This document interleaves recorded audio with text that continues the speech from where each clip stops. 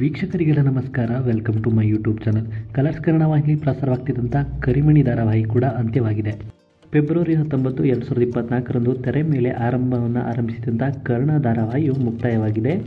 ಇನ್ನು ಕರ್ಣ ಧಾರಾವಾಹಿಯಲ್ಲಿ ನಾಯಕ ನಟನ ಪಾತ್ರದಲ್ಲಿ ಅಶ್ವಿನಿ ಹೆಚ್ ಅವರು ಕರ್ಣನ ಪಾತ್ರದಲ್ಲಿ ಕಾಣಿಸಿಕೊಂಡಿದ್ದರು. ಇನ್ನು ನಾಯಕಿಯ ಪಾತ್ರದಲ್ಲಿ, ಸಾಹಿತ್ಯ ಪಾತ್ರದಲ್ಲಿ ಸ್ಪಂದನ ಸೋಮಣ್ಣ ಅವರು ಕಾಣಿಸಿಕೊಂಡಿದ್ದರು. ಕೇವಲ 413 ಸಂಚಿಕೆಗಳನ್ನು ನೀಡಿ ಪ್ರಸಾರದೊಂದಿಗೆ ತನ್ನ ಕಥೆಯನ್ನು ಅಂತ್ಯಗೊಂಡಿದೆ. ಕರಿಮಣಿ ಧಾರಾವಾಹಿಯಲ್ಲಿ ನಾಯಕ ನಟನ ಪಾತ್ರದಲ್ಲಿ ಕಾಣಿಸಿಕೊಂಡಿದ್ದಂಥ ಕರ್ಣ ಅವರು ಧಾರಾವಾಹಿ ಬಗ್ಗೆ ಹಾಗೆಯೇ ಧಾರಾವಾಹಿ ಮುಗಿದ ಮೇಲೆ ಏನು ಹೇಳಿದರು ಅಂತ ಈ ವಿಡಿಯೋ ಮೂಲಕ ತಿಳಿಸ್ತೀನಿ. ವಿಡಿಯೋನ ಸ್ಕಿಪ್ ಮಾಡದೆ ಕೊನೆವರೆಗೂ ನೋಡಿ.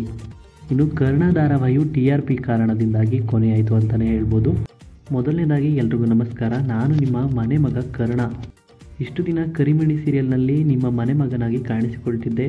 ಇನ್ನು ಮುಂದೆ ಈ ಧಾರಾವಾಹಿಯಲ್ಲಿ ಕಾಣಿಸಿಕೊಳ್ಳಲು ಸಾಧ್ಯವಿಲ್ಲ. ಯಾಕೆ ಅಂತ ನಿಮಗೂ ಕೂಡ ಗೊತ್ತೇ ಇದೆ. ಕರಿಮಣಿ ಧಾರಾವಾಹಿ ಅಂತ್ಯವಾಗಿದೆ.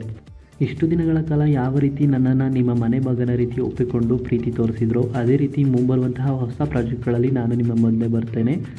ಹೊಸ ರೀತಿಯಲ್ಲಿ ನಿಮ್ಮನ್ನು ಮನರಂಜಿಸೋದಕ್ಕೆ ಮತ್ತೊಂದು ಪ್ರಾಜೆಕ್ಟ್ ಮೂಲಕ ಆದಷ್ಟು ಬೇಗ ಬರುತ್ತೇನೆ. ಹಾಗೆಯೇ ಕರಿಮಣಿ ಧಾರಾವಾಹಿಯಲ್ಲಿ ಇಷ್ಟು ದಿನಗಳ ಕಾಲ ನಿಮಗೋಸ್ಕರ ನಾನು ಮನರಂಜಿಸ್ತಾ ಇದ್ದೆ.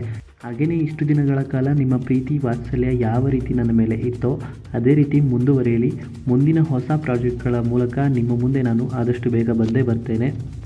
ನಿಮ್ಮನ್ನೆಲ್ಲ ನಾವು ಕೂಡ ಮಿಸ್ ಮಾಡಿಕೊಳ್ತೇವೆ. ಹಾಗೆ ಕರಿಮಣಿ ಧಾರಾವಾಹಿಯ ತಂಡವನ್ನು ಕೂಡ ನಾನು ಮಿಸ್ ಮಾಡಿಕೊಳ್ಳುತ್ತೇನೆ ಎಂದು ತಮ್ಮ ಭಾವನೆಯನ್ನು ಹೊರಹಾಕೋದ್ರ ಮೂಲಕ ಕರಿಮಣಿ ಧಾರಾವಾಹಿಯ ನಾಯಕ ನಟ ಅಶ್ವಿನ್ ರವರು ತಮ್ಮ ಭಾವನೆಯನ್ನು ಹೊರಹಾಕಿದ್ದಾರೆ. ಇನ್ನು ಈ ವಿಡಿಯೋ ನಿಮ್ಗೆ ಇಷ್ಟ ಆಯಿತು ಅಂದರೆ ವಿಡಿಯೋಗೆ ಲೈಕ್ ಮಾಡಿ.